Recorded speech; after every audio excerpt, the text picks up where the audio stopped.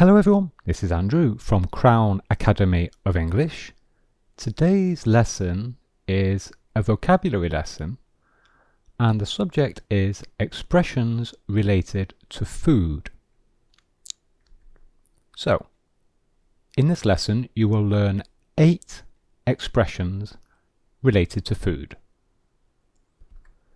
Expression 1. Couch potato.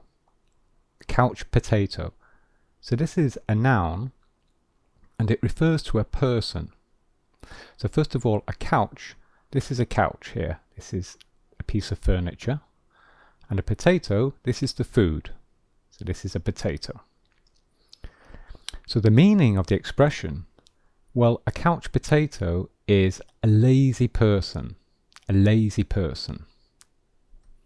A couch potato sits on the couch and watches TV.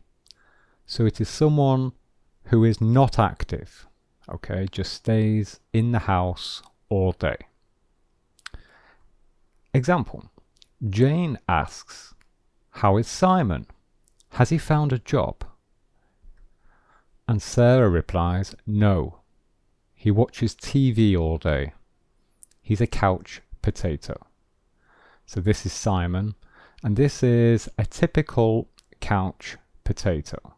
Someone who is sitting on the couch all day, eating food, watching TV, maybe playing video games, and very rarely leaving the house. Okay? So couch potato, a lazy person. Full of beans. Full of beans. So beans, this is the name of the food. Okay, so here are some baked beans, for example. So what does this expression mean? Well, if you are full of beans, then it means to have a lot of energy and enthusiasm. Okay, so you are very active, very energetic and enthusiastic. Okay? You want to move around a lot. So here's an example. Jane got up early and went for a jog on the beach. She's full of beans. She's full of beans. So Jane is full of energy. She's very enthusiastic and she wants to move around a lot. Okay, she wants to run and move. Lots of energy. She's full of beans. And we have another expression with beans. This is a verb, spill the beans.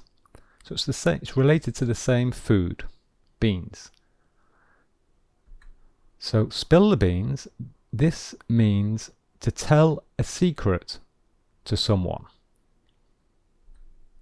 Or to tell some private information to someone. So if I spill the beans, it means I tell some private information or I tell a secret. Okay? So example.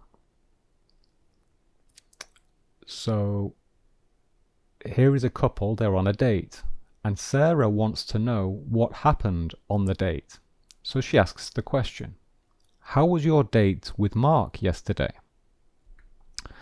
And Jane replies, "That is none of your business." And Sarah says, "Oh, come on, you can tell me. Spill the beans. Spill the beans." So when Sarah says spill the beans, she is asking Jane to tell her the private information.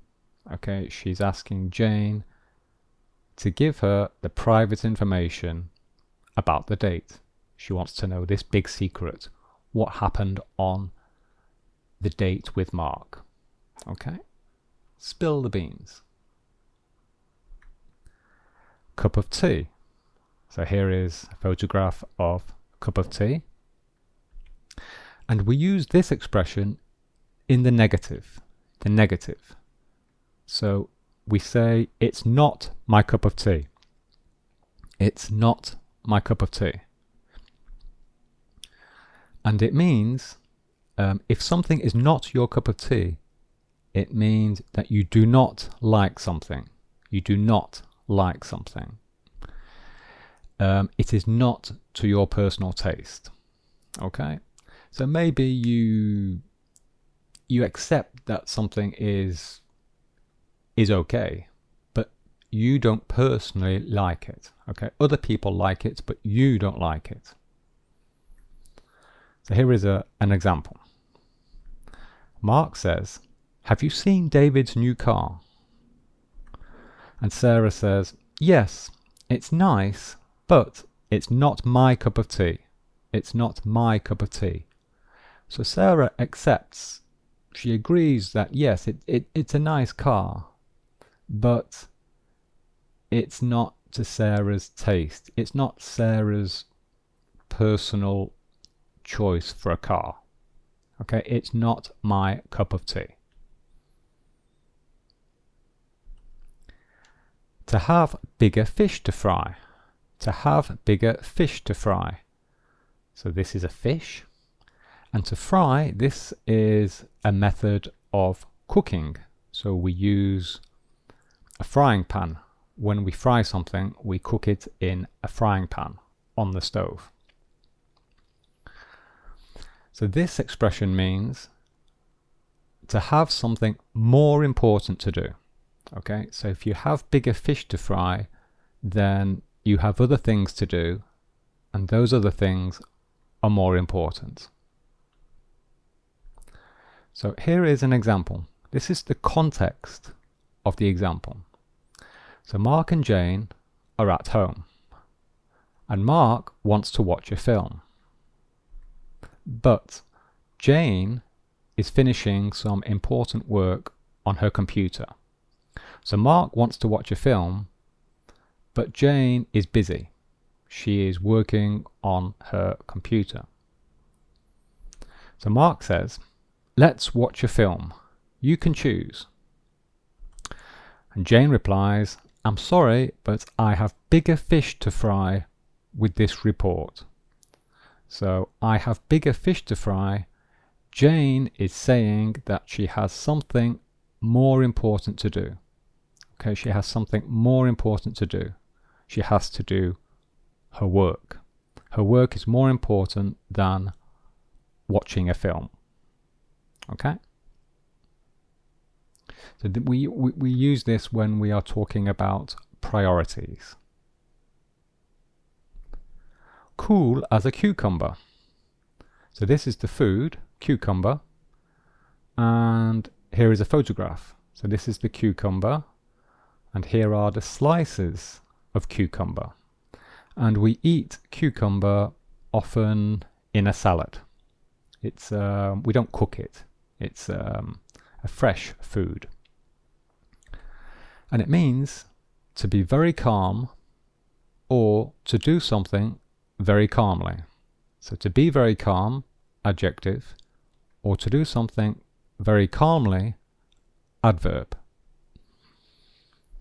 So here is an example. Claire says, "David has an important meeting tomorrow."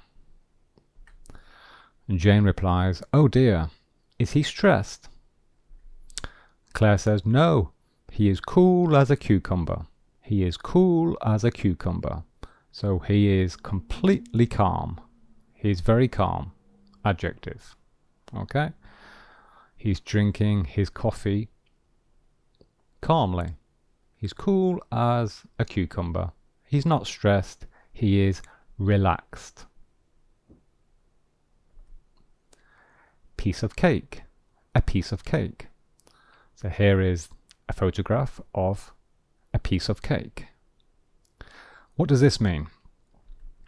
Well, if something is a piece of cake, it is easy. It is not difficult. It is easy. So Jane asks, "How was your exam?" And Mark replies, "I passed. It was a piece of cake." It was a piece of cake. It was easy. So here is Mark, and it looks like he has graduated. This is a good one. take something with a pinch of salt. To take something with a pinch of salt. So this is salt, obviously. So salt is a condiment that we add to food to add flavor to food. So this is salt. But what is this? Pinch. A pinch of salt. What is this? Well, this is a pinch. It is the dose of salt. It is the amount of salt that we put on something. So a pinch of salt is when we put our finger and thumb into a bowl of salt and we lift it up. Okay, so it refers to the amount of salt, a very small amount of salt that is between our thumb and our finger. And we often see this in a recipe to cook something. So for example, in a recipe to bake some bread, the recipe will say add 2 pinches of salt. Okay, so it's a pinch of salt. So the expression, it means to not believe something. If you take something with a pinch of salt, you do not believe it. It's to doubt something. To doubt something. And I think the origin is because a pinch of salt is a very small quantity of something. You hardly see it. Okay, it's very insignificant. Okay, so I think that is the origin. Let's look at an example. Jane says, Claire said that she's going to move to Paris. Claire said that she's going to move to Paris. And Mark replies, I take what Claire says with a pinch of salt. So Mark is saying that I don't believe what Claire says. I do not believe what Claire says. I take it with a pinch of salt. So Mark doubts. He doubts that Claire is going to move to Paris. Okay? So Claire says something and Mark takes it with a pinch of salt. He doesn't believe her. Okay? So that's the end. I've politely ask you just to support me. If you like this video and you like my other videos, then please share the link to my website. So to my website, share a link on your blog, on your website, on your Facebook pages, on your Twitter. So this is the address. So please share this on your blogs and social media. Thank you very much. I appreciate your support. So that's the end of the lesson. Here are some other videos which I recommend you watch. Bye bye.